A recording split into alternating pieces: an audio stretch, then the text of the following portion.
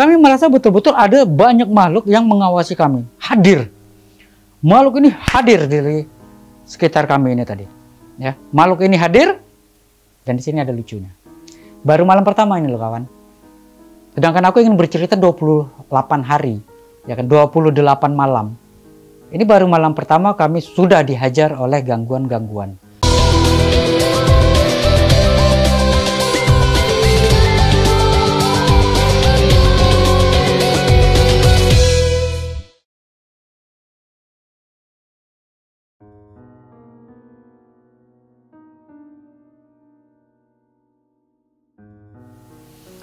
Assalamualaikum warahmatullahi wabarakatuh.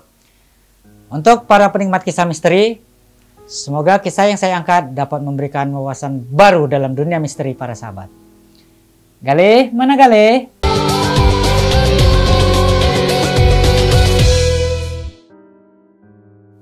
Bismillahirrahmanirrahim. Di part sebelumnya sudah aku ceritakan bagaimana atau apa yang menjadi inspirasiku dan apa yang menjadi alasanku untuk melakukan ekspedisi ini. Yang orang lihat, yang teman-teman lihat, gerbang yang akan kami masuki ini adalah mungkin hanya sekedar gerbang atau pintu untuk masuk ke hutan raya, pintu untuk masuk ke Taman Nasional Bukit Barisan Selatan.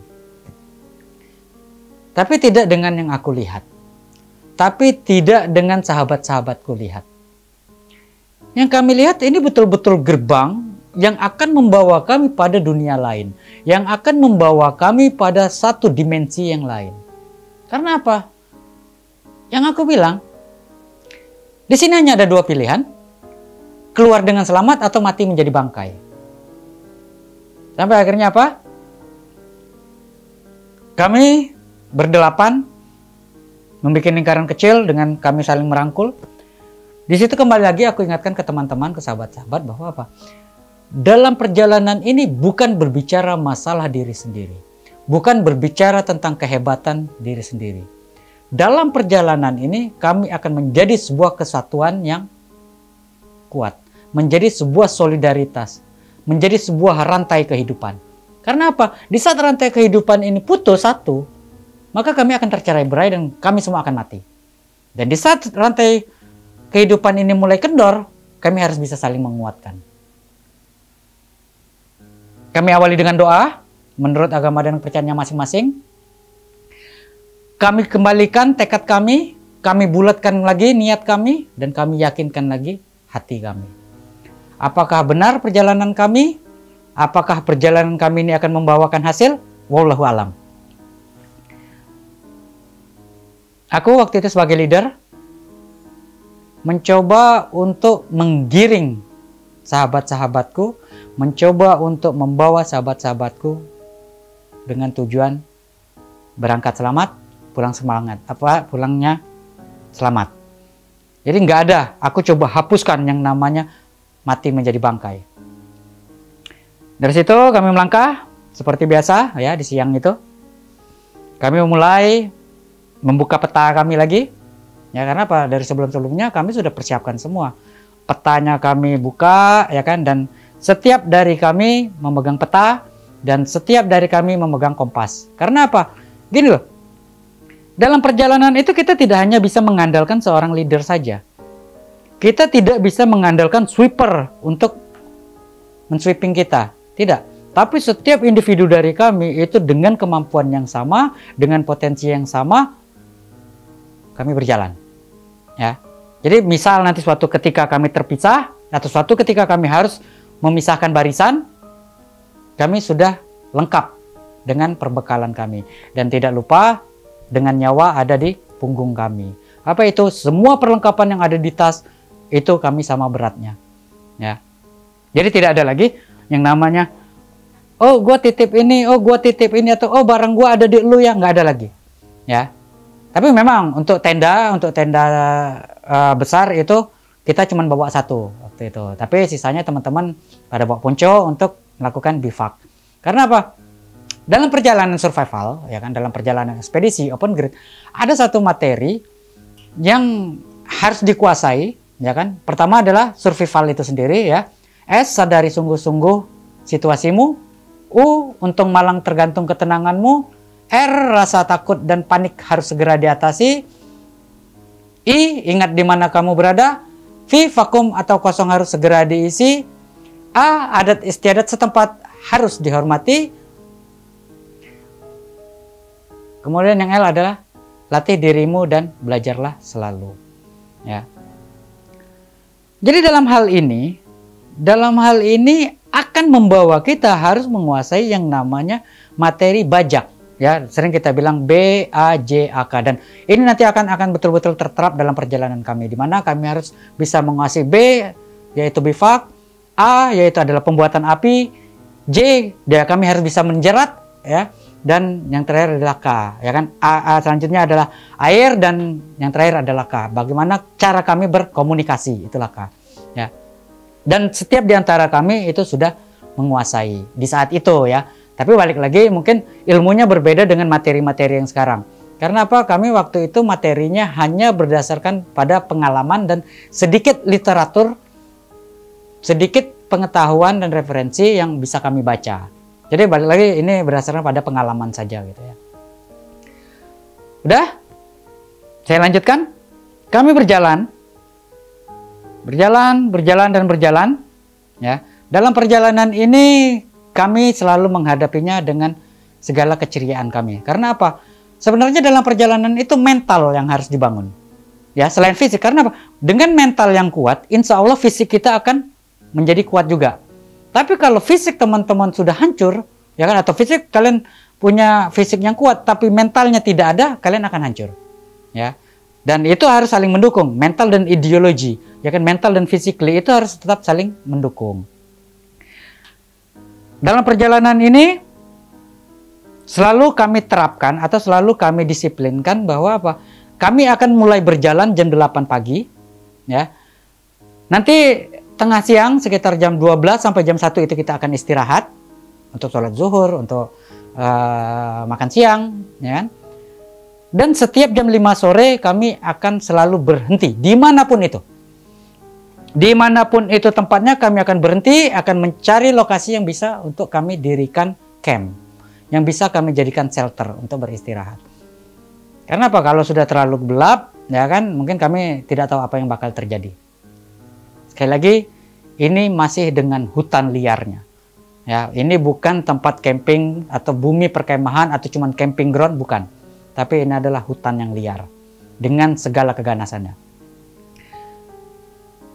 Perjalanan, karena tadi berjalan masih sudah tengah siang, kita berjalan hanya kurang lebih 4 jam, nggak nyampe ya, 3 jam setengah, itu hari udah mulai petang, senja sudah mulai tenggelam, ya. Dan kembali saya ingatkan ke teman-teman, mental kita yang akan diuji di sini. Kenapa? Perjalanan 3 jam mungkin menurut kami sudah cukup melelahkan juga ya, sudah cukup membuat kami berkeringat. Dan kembali lagi, senja di tengah hutan itu jauh berbeda daripada senja yang teman-teman bayangkan selama di kota. Matahari, sinarnya sudah terhadang, ya. Dihadang oleh siapa? Oleh kanopi hutan, oleh dedaunan yang rimbun. Dan kembali, Sumatera adalah hutan dengan hujan tropis yang memiliki kerapatan dan kepadatan pohon-pohon besarnya, ya. Dan segala bisa kita katakan di sini cukup heterogen. Hutan ini cukup heterogen dengan berbagai macam tumbuhannya, berbagai macam floranya, berbagai macam faunanya, ya kan. Dan petang itu, senja itu, jam 5 sore itu kami udah harus betul-betul menyiapkan lokasi berkemping yang tepat. Kami dirikan tenda, ya kan? Kami coba ratakan tempat sedapatnya, sebisanya kami ratakan tempat itu, ya kan? Kami dirikan tenda kami. Dan masih ingat betul waktu itu tenda kami itu masih tenda rumah itu ya, belum ada kayak sekarang tenda-tenda dum itu belum ada. Masih tenda rumah itu, ya, yang berbentuk A itu, atau mungkin teman-teman bisa bilang ini adalah tenda pramuka itu. Itu tenda yang kami gunakan. Jadi itu memang butuh lahan yang agak luas gitu ya. butuh lahan yang agak luas. Tidak bisa kita mendirikan seperti tenda dom asal taruh, oh sini nggak muat, bisa kalian pindahin, nggak kayak gitu. Kami dirikan tenda dan kami membagi tugas. Dan seperti biasa, dalam metode atau teknik mendirikan tenda itu sendiri nggak serta-merta kita langsung mendirikan, nggak. Kita harus cari lokasi, ya kan, yang betul-betul tepat. Contoh seperti tidak jauh dari sumber air, ya kan. Kemudian mencari tempat yang datar. Kemudian tidak berada di jalur, baik itu jalur pendakian, jalur manusia ataupun jalur hewan. Dan masih banyak lagi, ya kan. Mulai melihat arah anginnya, kemudian kemiringan tanahnya, itu yang betul-betul kita lihat. Atau nanti bahkan sampai kita lihat, oh kira-kira di sekitar tenda kita ini apa yang membahayakan, itu bakal kita lihat. Dan kebetulan beruntungnya kami adalah pesan dari Papa waktu itu untuk mencari 14 pal batas itu, ya. Jadi titiknya adalah pal batas itu. Untuk mencari 14 pal batas itu, Papa hanya mengasumsikan bahwa gini, itu lokasinya tidak jauh, atau lokasinya kalian untuk awal perjalanan kalian akan menelusuri, ya kan, atau menyusuri Sungai Air Manula. Ya, Air Manula itu air menuju Lampung kalau nggak salah aku kepanjangannya, ya. Cuman di peta itu lebih pada tulisannya Sungai Manula atau Air Manula. Jadi selama perjalanan kami itu, ya itu yang menjadi patokan kami, sungai itu. Karena apa? Kalau kita mengikuti sungai ini terus, ini asumsi, ya, ini hanya asumsi. Asumsi aku adalah apa? Dengan kita mengikuti aliran sungai ini terus dan posisi adalah menuju hulu, ya, waktu itu kita menujunya ke hulu bukan ke hilir, ya. Menuju ke hulu, kemungkinan kami akan bertemu dengan air terjun, ya kan? Kemungkinan kami akan bertemu dengan tebing cadas, ya kan? Tapi untungnya apa? Kami tidak kesulitan untuk mencari air, ya. Tapi untuk teman-teman, saya pesankan, jika terjadi kalian tersesat atau kalian terpisah dari rombongan dan kalian ingin pulang untuk di hutan rimba, gunung, bukit, ini tidak saya anjurkan. Tidak saya anjurkan untuk mengikuti jalur sungai. Karena apa? Sangat berbahaya, ya, dan jalur sungai itu sangat lembab, ya kan, lahannya itu lebih becek dan ini lebih menjadikan habitatnya pohon jelatang. Ya, pohon jelatang itu sangat gatal, kalau tersentuh kulit sangat gatal, jadi tidak saya anjurkan. Ya kan, lebih baik teman-teman mencari punggungan-punggungan yang rata dengan cara apa? Banyak pilihan jalurnya. Saya skip dulu itu. Setelah tenda didirikan, kami mulai berbagi tugas, ya kan, sambil mengejar waktu, jangan sampai nanti kami kemalaman terlalu gelap, ya kan. Bagi waktu, ada yang ngambil air untuk memasak, ya kan, ada yang mengumpulkan kayu untuk membuat api unggun atau untuk menyalakan api. Jadi gini, yang pertama bivak itu adalah tendanya itu sendiri, ya kan. Yang kedua adalah api. Kenapa saya bilang api? Gini loh, dalam metodenya memang api itu dalam pendakian atau dalam teknik survival sebagai sumber cahaya dan sumber hangat atau panas, ya.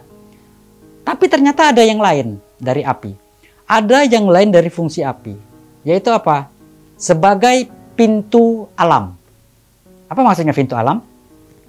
Jadi ternyata binatang, ya, makhluk gaib, ya, kemudian segala makhluk yang ada di alam itu mereka menggunakan batas-batas wilayah teritorial dengan menggunakan elemen alam.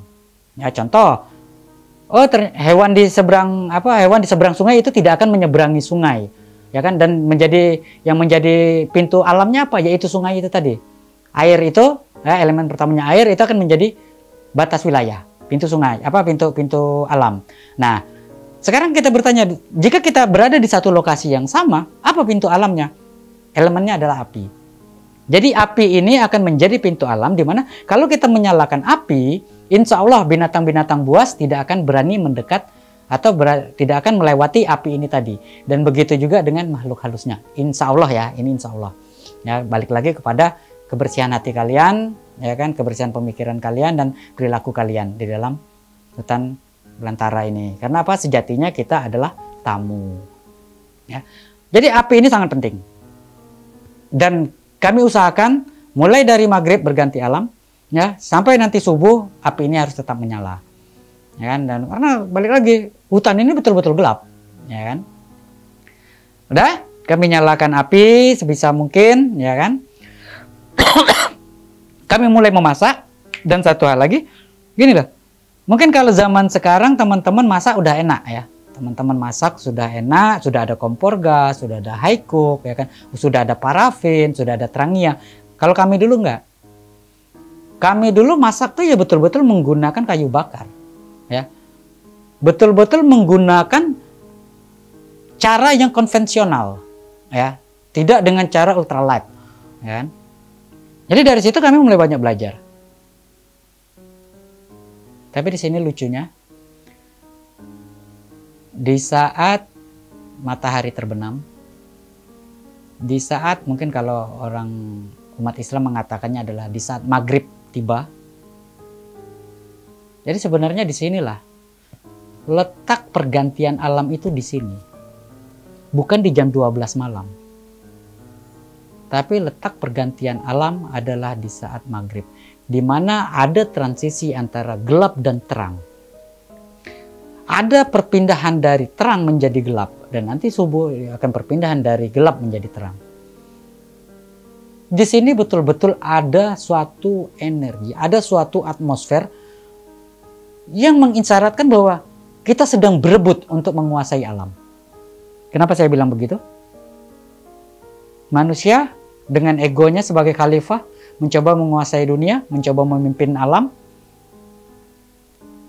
Makhluk gaib dengan segala tipu muslihatnya, dia mencoba untuk menguasai alam. Binatang dan tumbuhan dengan segala kepolosannya juga menunjukkan aktivitas dan eksistensi nokturnal mereka. Lucunya gini, di saat maghrib itu ya, yang biasanya aku di kota, aku di rumah mendengarkan hiruk pikuk suara teman-teman, hiruk pikuk suara keluargaku, hiruk pikuk keramaian kota. Di sini yang aku dengar apa? Instrumen alam. Dan itu luar biasa. Itulah kuasanya Tuhan. Instrumen alam ini betul-betul indah. Baik itu suara jangkriknya, suara airnya, suara desiran angin, suara bisikan daun. Mungkin kalau diinstrumenkan ke dalam alat musik ini nggak bisa. Dan itu hanya bisa kalian dengar di saat kalian betul-betul sunyi. Di saat kalian betul-betul hening di tengah hutan rimba. Selain memberikan satu kekaguman, di situ juga menurunkan mentalku. Dan mental teman-teman. Jadi untuk teman-teman yang mungkin pernah melakukan open grid atau ekspedisi yang memakan waktu lebih dari 1 malam, ini menjadi satu tingkat kesulitan sendiri bagi kami untuk beradaptasi dengan yang namanya malam. Jadi malam pertama ini buat kami betul-betul mencekam. Mencekamnya kenapa? Ya itu tadi yang saya bilang. Tidak ada orang lain selain kami orang 8. Tidak ada suara-suara manusia lain selain kami orang 8. Dan itu kembali lagi. Di malam itu kita serasa betul-betul diawasi oleh seluruh makhluk yang ada di bumi ini. Bahkan kita melihat pohon saja, seolah-olah pohon ini betul-betul seperti manusia yang sedang mengawasi kita. Seperti sebuah makhluk yang sedang berdiri tegap mengawasi kita. Padahal sejatinya itu hanya pohon. Dan bahkan kita juga bisa merasakan mata-mata dari hewan-hewan yang ada di hutan itu mengawasi kita. Dan kita juga menjadi lebih peka, bisa merasakan ada satu energi dari makhluk-makhluk yang tak kasat mata yang mencoba mendekati kami. Wallahu alam. Jadi maghrib itu kembali lagi, dimanapun kita berada, dimanapun kita ada, dan dalam kondisi apapun, usahakanlah, dirikan sholatmu, beribadahlah. Karena apa? Tidak ada satu zat apapun, dan tidak ada yang bisa menolong kita, kecuali kita berpasrah kepada yang Maha Kuasa, Sang Pemilik Alam, yang Maha Penolong. Jadi nggak ada alasan teman-teman daki gunung, celana kotor atau baju kotor. Wah, gue nggak sholat dulu deh, gue belum mandi. Bukan itu alasannya. Ya. Alasannya sebenarnya apa? Kalian malas. Dan memang malas itu aku nggak pungkiri ya. Namanya malas di saat melakukan ibadah ya itu memang apa ya? Kuat gitu loh. Rasa itu sangat kuat. Rasa malas itu sangat kuat. Selain ada syaitan yang di dalam diri kita, ada juga makhluk-makhluk gaib atau jin-jin yang mencoba mengajak kita untuk tidak beribadah. Itu memang sangat kuat. Tapi tolong dilawan. Ya, seperti biasa kami melakukan sholat maghrib berjamaah. Setelah sholat maghrib berjamaah, kami makan. Ya, mulai dengan aktivitas memasak. Di sini ada lucunya. Dalam aktivitas memasak ini, apa ya aku ngomong ya? Sebenarnya antara salah dan nggak salah ya. Di saat kita memasak itu, karena apa? Kami membawa perbekalan masih lengkap nih ya, karena hari pertama. Di tengah hutan, lu masak, ya kan? Kita masak, itu kan pasti akan mengeluarkan aroma-aroma yang mungkin asing untuk semua makhluk yang ada di hutan itu. Walaupun kalian cuman hanya memasak makanan instan, mie instan, atau kalian memasak yang lebih komplit lagi, ya kan, dengan lauk pauk, ini akan menimbulkan atmosfer baru, menimbulkan aroma baru di hutan yang mungkin makhluk-makhluk di sana belum pernah mencium baunya. Itu lucu. Itu lucu. Jadi di saat kami masak itu dan masakan ini mendidih gitu ya. Asap itu akan berterbangan. Ya, berterbangan dan memberikan hawa dan aroma itu menyebar ke sekitar kami, bahkan mungkin masuk ke hutan. Dan seketika itu juga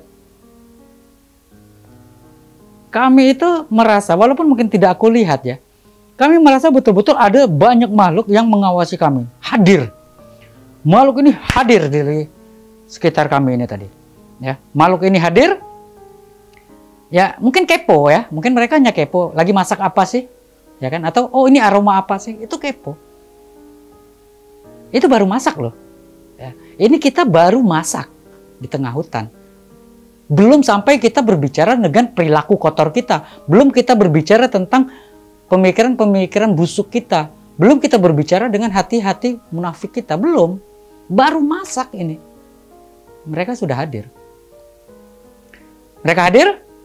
Ya tapi balik lagi, alammu alammu, alamku alamku. Kita nggak usah saling ganggu, kita punya alam masing-masing, kan kayak gitu. Ya kan? Dan selalu aku ingatkan ke teman-teman, tolong dijaga hatimu, tolong dijaga pemikiranmu. Suci dalam pikiran, perkataan, dan perbuatan. Dengan begitu insya Allah kita masih tetap dengan etika kita. Karena sejatinya kita adalah tamu. Ya, masak. Aku singkat cerita aja. Setelah masak ini, jadi selesai masak, kita makan bareng-bareng. Ya itulah kami. Jadi tidak ada lagi yang namanya satu teman makan, yang lain tidak makan. Atau teman yang lain makan, ada satu yang tidak makan. Tidak ada.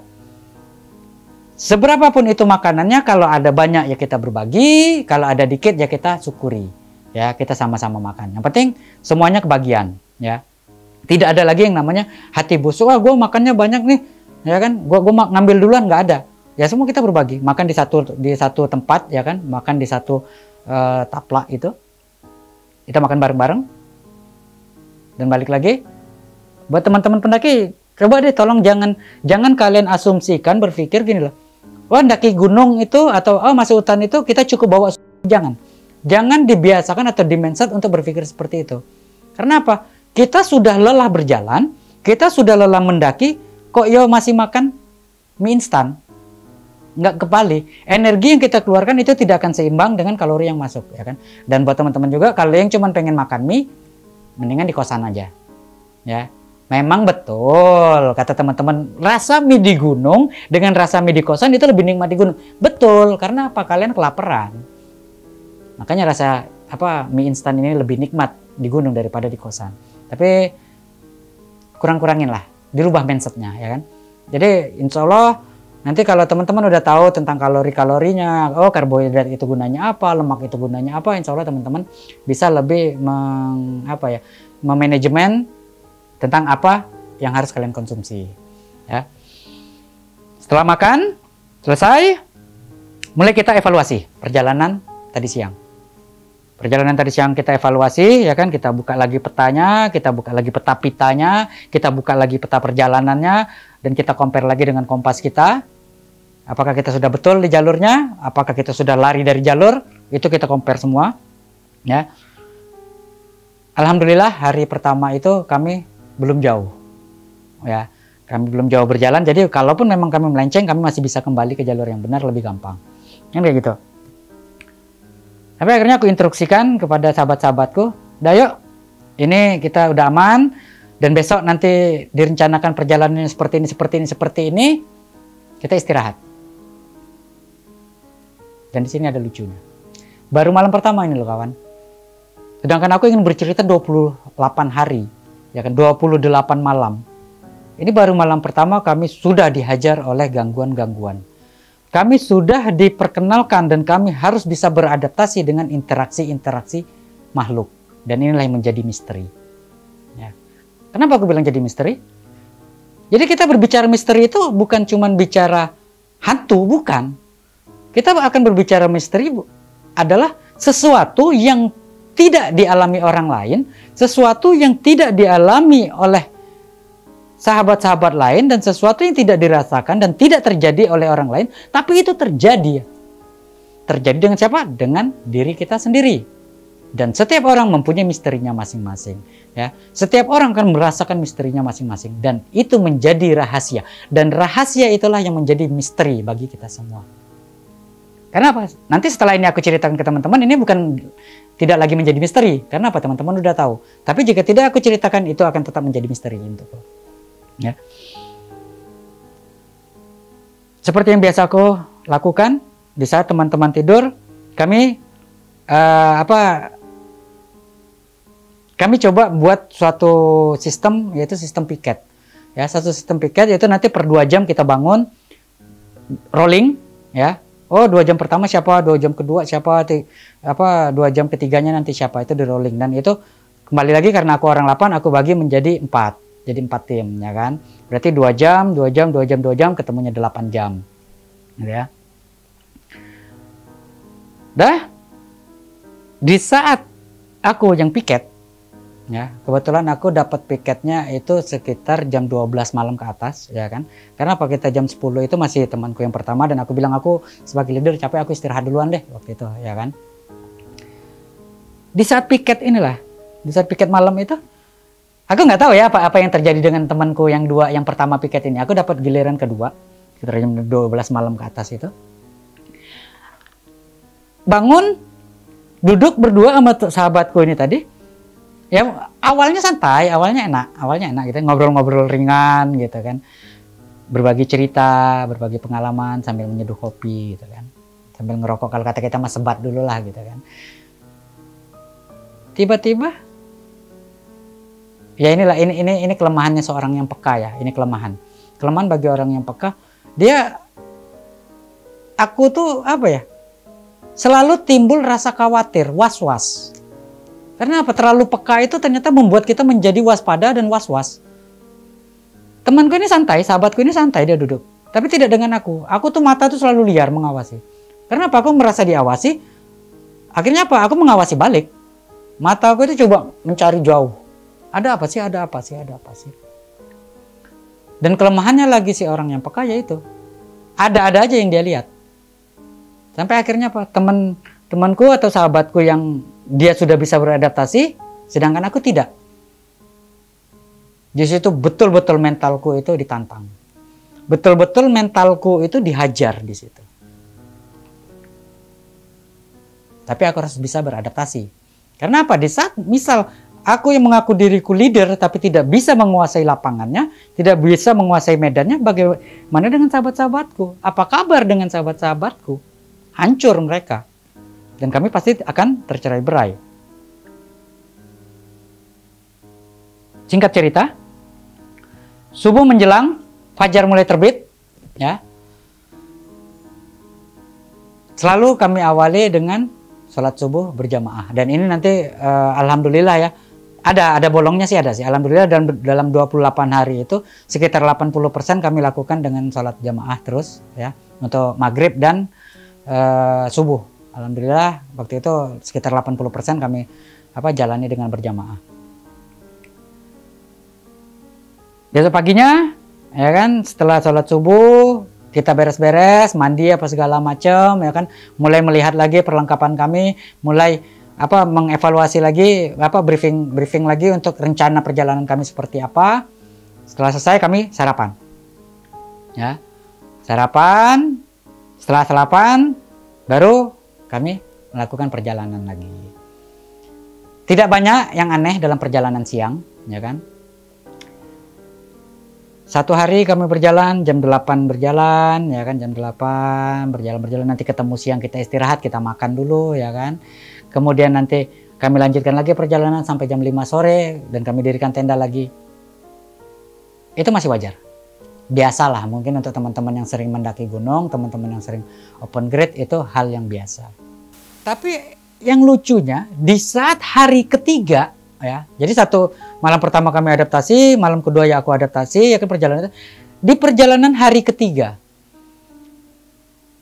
awalnya memang biasa aja, sampai sekitar menjelang asar, aku lupa jamnya, persisnya jam berapa. Itu tiba-tiba aku ketemu pondok di tengah hutan. Di tengah hutan itu aku ketemu dangau. Ya, dangau itu pondok-pondok orang berkebun itu. Tapi cuma satu pondok. Ya. Ini bukan dusun, ini bukan desa, tapi ini pondok orang berladang.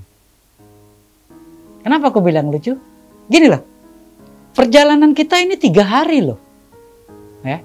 Perjalanan kami itu 3 hari. Kok iyo. Jadi ada manusia, ya, yang mendirikan pondok di tengah hutan Taman Nasional Bukit Barisan Selatan, yang perjalanannya dari bibir jalan raya itu 3 hari kami berjalan, ya. 3 hari maksudnya di sini adalah, ya, walaupun sore kami istirahat, tapi hitungannya mungkin si orang ini juga tidak akan mungkin berjalan malam gitu kan. Ada pondok, jadi aku sendiri sampai ngucek mata waktu itu, padahal masih sore itu ya, sampai ngucek mata dan meyakinkan kepada sahabat-sahabatku, kalian ngeliat pondok nggak sih? Kalian ngeliat pondok itu nggak? Iya leh, ada pondok tuh. Tidak salah tengok ambo kan? Gua nggak salah lihat kan? Enggak, memang ada pondok itu. Itu kami saling pandang. Pondok siapa tengah hutan? Pondok siapa? Dan pondok itu terurus. Bukan pondok terbengkalai gitu, bukan. Pondok ini terurus. Kenapa aku bilang terurus? Atapnya masih bagus. Ya kan, jadi pondok dengan kayu itu, kayu dan bambu, ya, kombinasi itu masih bagus, tidak ada yang namanya lapuk-lapuk dimakan rayap, tuh nggak ada. Dan betul-betul di situ ada peradaban. Sampai akhirnya aku coba mendekati pondok itu, aku perhatikan, aku observasi pondok ini, betul pondok ini pondok manusia. Bukan pondok dari alam gaib atau aku masuk ke dalam dimensi lain, bukan. Pondok ini adalah pondok manusia. Sampai kurang lebih 15 menitan aku mengobservasi dan aku duduk di sana dengan teman-teman, ya kan. Karena aku mikirnya gini loh, ini udah sore, kalau kita lanjutkan lagi mungkin kita akan ketemu hutan lagi. Kenapa tidak kita ngecamp aja di sekitar pondok ini tadi? Karena lokasinya lebih bagus, ya kan. Lebih layak lah untuk kita berkemah. Tiba-tiba dari kejauhan, ya. Jadi pondok ini bentuknya ada sedikit bukit gitu ya, bukit punggungan kecil itu dia ada di atas. Jadi nanti ada ke bawah begini. Nanti di bawahnya adalah aliran sungai kecil atau siring kami bilang, bulungan. Tiba-tiba dari bawah ini ada satu sosok laki-laki datang, naik menuju ke pondok ini. Di situ aku pegangan sama teman-teman. Sumpah, ini sumpah. Itu betul-betul aku takut. Karena apa? Aku bilang, ini orang bener apa bukan sih? Ini orang bener apa bukan sih? Apakah betul dia manusia atau dia makhluk halus? Dia naik dari lembah itu, naik menuju ke arah pondok yang kami istirahat tadi. Dan dia menegur. Assalamualaikum, kata dia gitu. Wajib bagi kami untuk menjawab salam. Waalaikumsalam, Pak. Waktu itu laki-laki parubaya, umur kurang lebih 50 tahunan lah, 40 sampai 50 tahunan. Dan waktu itu aku masih berumur 19 tahun. Jadi kurang lebih 2 kali lipat kami lah umurnya itu ya. 40 sampai 50 tahun, setengah abad itu. Jadi kami sama-sama kaget. Kami sama-sama kaget. Kenapa aku bilang sama-sama kaget? Kami orang 8 kaget melihat dia sendirian. Dan dia yang sendirian kaget melihat kami orang 8. Karena apa? Dia berpikir gini loh, ngapain ini anak-anak kecil 8 orang ini masuk ke belantara sampai ketemu pondoknya dia. Dan kami berpikir, kagetnya kami apa? Ngapain dia sendirian ada di tengah hutan? Ada satu fenomena, ada satu konflik batin yang kami saling bertanya. Sampai akhirnya si bapak itu bertanya gitu kan, dari mana kalian, siapa kalian, begitu kan, dengan komunikasi berdasarkan norma dan etika, hingga akhirnya aku tahu bapak ini ternyata bernama Pak Sakirin, ya, Pak Sakirin. Dia memperkenalkan dirinya dengan nama Pak Sakirin dan aku memperkenalkan diriku dengan nama Gali. Dan akhirnya Pak Sakirin, ya karena kami sudah saling percaya bahwa kami sama-sama manusia, ya. Pak Sakirin menganjurkan malam itu nginap aja di rumah Pak Sakirin, ya kan? Ya kami terima, kami sambut dengan tidak ada satupun kecurigaan. Ya mungkin kalau teman-teman akan curiga, apakah betul ini manusia atau ini makhluk? Ya aku curiga, tapi balik lagi. Selama kita memiliki niat yang baik, insya Allah kita akan disambut dengan baik. Walaupun itu makhluk gaib, insya Allah kita disambut dengan baik. Ya. Di pondok itu, karena kami orang 8 ya, kami orang 8 dan kami masih punya perbekalan beras waktu itu, ingat sekali. Pak Sakirin meninggalkan kami sebentar. Ya sebentar dia meninggalkan kami, dia bilang, tunggu bentar ya aku cari waktu itu dia untuk makan malam. Ada satu makanan yang ini lucu dan unik menurut aku. Yang itu baru pertama kali aku makan dan mungkin hanya di situ aku makan. Ya. Jadi di saat malam itu belum malam, masih sekitar jam 6, jam 5 sampai jam 6 lah itu ya, karena masih terang gitu ya. Dan itu waktu itu di pondok itu tidak ditutup oleh kanopi hutan, masih agak terang. Si bapak ini turun ke ladang gitu kan, si Pak Sakirin ini turun ke ladang dan dia mengambil buah-buahan itu. Ada buah-buahan, entah buah entah sayur lah, aku juga bingung nyebutnya gitu ya. Dibilang buah dia sayur, dibilang sayur dia buah. Waktu itu yang diambil adalah terong Belanda. Ya, kenapa aku tahu terong Belanda? Karena Pak Sakirin itu yang ngasih tahu, ini loh terong Belanda kata dia gitu kan. Jadi ternyata terong Belanda itu bisa dimasak, ya kan? Terong Belanda ini nggak ribet, masaknya nggak ribet. Waktu itu Pak Sakirin hanya dibikin sayur bening tapi sayurnya adalah terong Belanda, ya kan? Tapi akhirnya apa? Maghrib kami mulai beberes, ya kan, mulai bersih badan. Kami sholat jamaah bersama, termasuk dengan Pak Sakirin. Ya kan? Termasuk dengan Pak Sakirin, kami sholat jamaah bersama, kami makan. Jadi gini, ini ada satu hal titik lucu lagi. Si Pak Sakirin tidak pernah makan nasi, sedangkan kami masak nasi. Ya, sedangkan kami tidak pernah makan sayur terong Belanda. Lucu kan? Yang lucunya apa? Ternyata, singkat cerita, informasi yang kami dapat, di saat itu, di tahun 2002 itu ya, di tahun 2002 itu Pak Sakirin ngaku, ini pengakuan dia ya, bukan aku yang mengakui, pengakuan dia. Dia sudah di hutan itu, dia sudah mendirikan pondok di sana, itu sekitar 15 tahun. Pertanyaannya, Pak, apakah 15 tahun Bapak di hutan ini Bapak tidak makan nasi? Dia bilang tidak. Karena apa?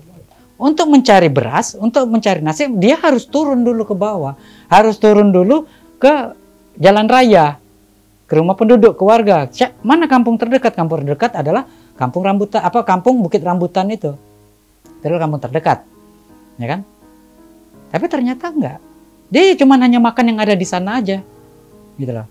Ya umbut kelapa, umbut rotan, umbi-umbian seperti talas dan lain-lain, dadung dan lain-lain gitu kan. Tapi dia tidak makan nasi. Jadi kalau teman-teman punya pemikiran gini loh, Ngapain sih takut sama orang? Masih sama-sama makan nasi. Itu kan yang sering teman-teman bilang kan.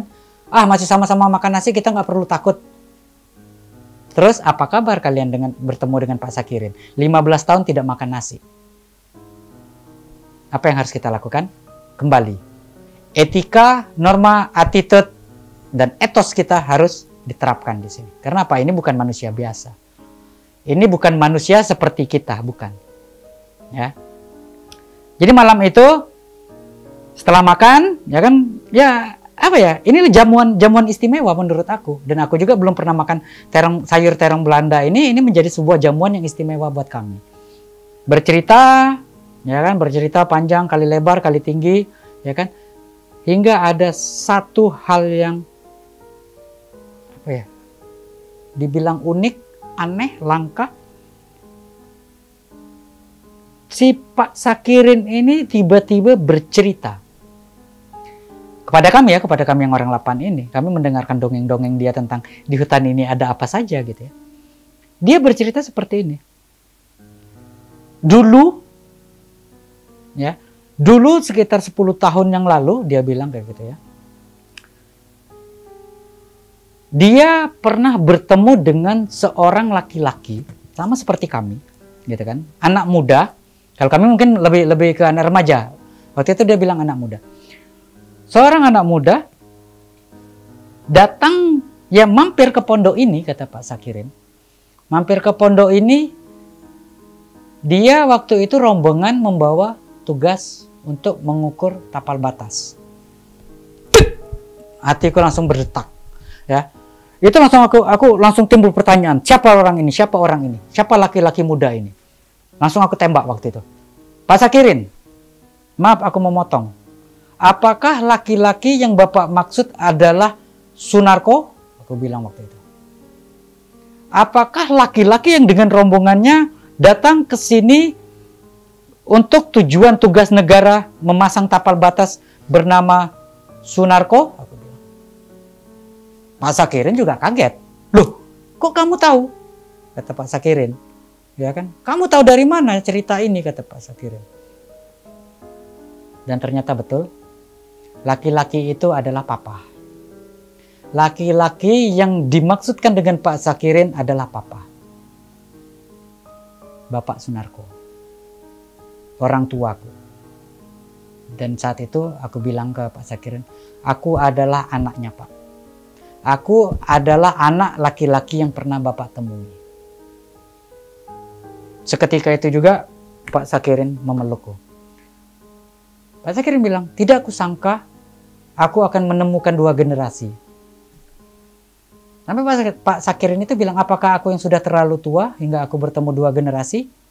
Aku menemui bapakmu dan sekarang aku menemui anaknya. Dan Pak Sakirin bilang, siapa yang menyuruh kamu ke sini? Ya papa, aku bilang. Dan aku akhirnya timbul banyak pertanyaan ke Pak Sakirin ini. Pak Sakirin, apa yang dilakukan orang tuaku di saat di sini? Pak Sakirin, apa sikap yang diambil oleh bapakku waktu di sini? Dan di situ mulai terbuka. Mulai terbuka apa sejatinya aku.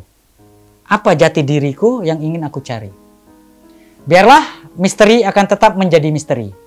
Tetap mawas diri bahwa selain kehidupan nyata ada mereka yang tak kasat mata. Ikutin cerita selanjutnya di part ketiga. Gali, mana Gali? Wassalamualaikum warahmatullahi wabarakatuh. Cukup?